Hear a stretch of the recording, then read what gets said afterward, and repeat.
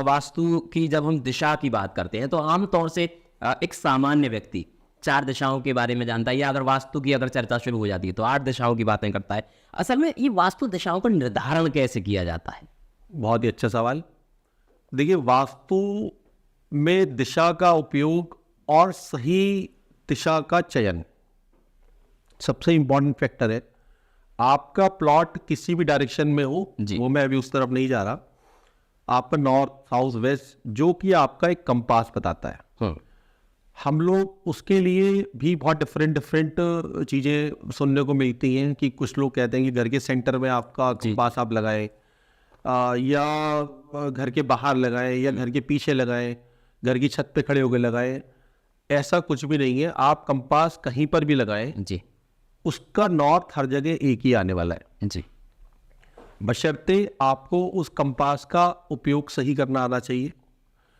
Compass की उपयोगिता के लिए दिशा से पहले मैं एक छोटा सा आपको बता देता हूँ, क्योंकि ये एक बहुत बड़ी गलती है जो अक्सर हमें साइट पे देखने को मिलती है।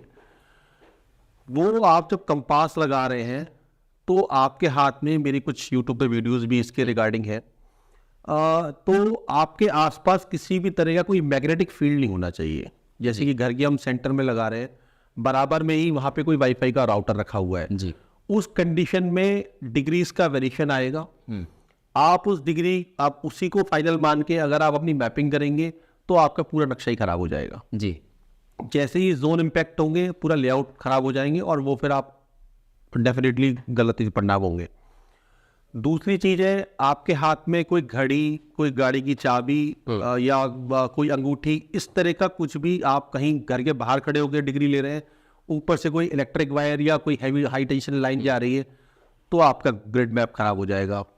आप घर की छत पे खड़े हुए हैं, वहां पे कोई लोहे के सरिये खड़े हुए हैं या कोई कॉलम बंधे हुए हैं, तो आपका ग्रिड मैप खराब हो जाएगा। जी। तो सबसे पहले तो उसकी प्रॉपर ग्रिडिंग करना।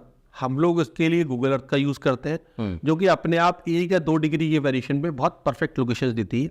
उसी के अनुरूप हम ग्रिडिंग करते हैं। जी, सही दिशा अगर आपने ले ली, मतलब सही ग्रिड मैप आपने बना लिया, तो आपकी मान के चलिए कि आप काफी हद तक बेहतर परिणाम ही लेके आएंगे।